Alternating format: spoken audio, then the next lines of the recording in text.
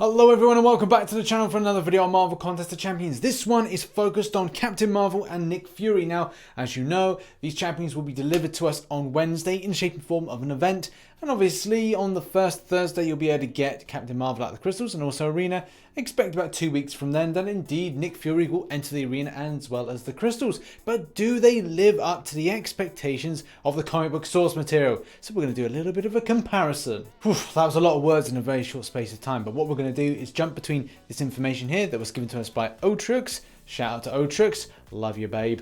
The next thing is then we'll be jumping to between source material. Furious Nick, aka Nick Fury, and Captain Marvel herself. Let's first begin with Nick Fury, something that has gone down incredibly well with the community, as well as those comic book enthusiasts, as well as Marvel fans, is the fact we've got life model decoys. This cool little nod for any kind of like association with S.H.I.E.L.D., this kind of escaping death, like, okay, so there's a cyborg there that's kind of like, okay, it looks like the character. No, in fact, it isn't that. And he's able to come back from the dead.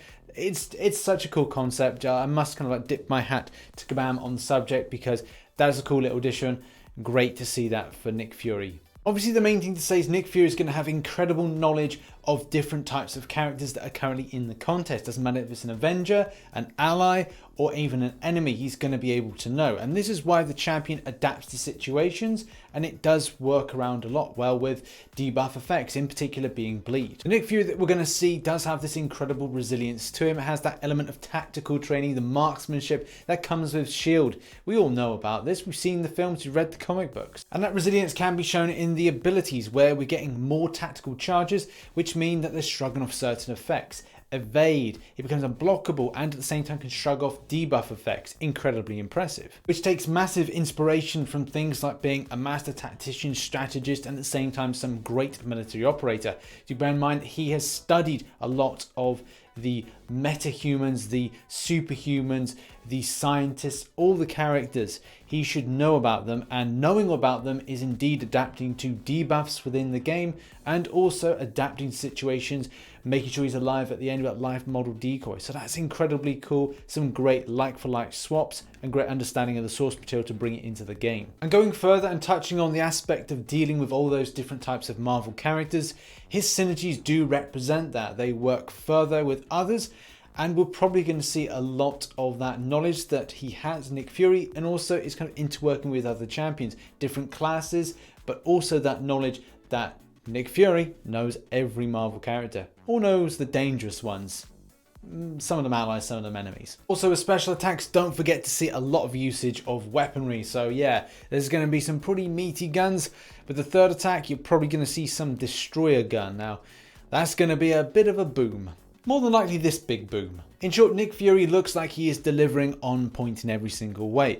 Great aspects of source material meets some originality from Kabam and also playing into the contest. And I see some great efforts being put in. So the life model decoy stuff, the fact that he can understand debuff effects, be unblockable, understand the way that champions evade, means that he understands the champions he's going up against. So that greater knowledge that he has and is a master of war and strategy and tactics. Absolutely amazing. Really rate this. Well done, Kabam. Can't wait to see him. And maybe, hopefully I can get him. Fingers crossed. Now let's move on to Captain Marvel. The proper Captain Marvel, because the older Captain Marvel is now called Captain Marvel Classic. Yes, it's a thing, unfortunately. It does seem that Captain Marvel 2.0 has been given a real authentic kind of aspect to it. I mean, it's not authentic in look, but it's authentic in aspects of taking some ideas from source material and putting it in. In particular, the regenerative healing factor, which is something that is always touched upon, this kind of healing factor, but hasn't really been seen a lot with a lot of the classic champions, or maybe champions that were added between 2015 and 2016. It's only when it seems to be later on in the game that we've touched on this kind of healing factor aspect. And I'm not implicating ones like, say, Wolverine or X-23, which actually have that inbuilt in them, but ones that maybe have had it on paper, but it hasn't come to the game. Like this boosted healing or just general healing factor to the champion. It's no surprise that the champion still retains that poison immunity that we kind of associate with the Miss Marvels and the Captain Marvels. One thing whilst recording this video that I learned and at the same time had to think about why Kabam wanted to add in a different type of Captain Marvel with so many now in the game.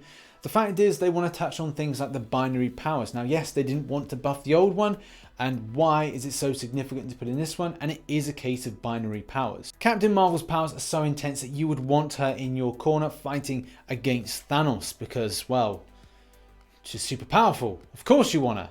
Which I suppose with tapping into off the signature ability, Indestructable and as well as regeneration, is still pretty cool to kind of add that in, and does kind of touch on a little bit with the comic book stuff, but maybe something a bit more with that. Maybe we'll see that a little bit in that kind of binary powers represented in special attacks. Similar with the old Captain Marvel and what it is with now, there's a lot of energy manipulation in shape and form of energy being absorbed and also massive photonic blasts being emitted out at the enemy. Unfortunately, it's a very much bitter pill to swallow, especially if you consider the fact that, well, we'd love to see the old Captain Marvel being reworked into the modern game, but unfortunately that is not the case.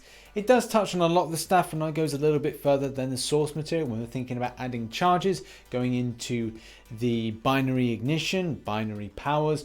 That whole kind of aspect is then brought together in that it is a real playable character and it's all about damage output, either by energies or by utilizing fury attacks. So yes, there are some positives with this, but it does come with a bit of soul. It also seems like the other Marvels, the Miss Marvels and the other Captain Marvel have been given a little synergy booster, so that is something, but again, still the salt. Another thing to mention is something with Evade, which isn't really kind of touched upon, but the fact is Captain Marvel does deliver against a lot of the source material, adding extra elements of depth to things like binary powers and the extent of damage output that this character is obviously going to do. And also the fact that it's going to be a little bit of an Iron Man Infinity War counter. So that is exciting as well at the same time. So there we have it. That has been a little video about the source material versus what Kabam are putting in game. Hopefully you enjoyed it. Shout out to Otrix for sending through the information. We have discussed this in a live stream, but again, I wanted to bring this to a more time slotted amount of time so you could just have a quick look at it and cast your thoughts. What are your thoughts on those characters? Have your say in the comment section below. And if you enjoyed this video, hit that like button and subscribe for more Marvel Contest of Champions based content. Make sure to catch me in a Discord server, link is in the description below, and drop into a live stream most days from 1900 hours GMT. And as always, thanks very much, and I shall catch you in the next one. Bye bye for now.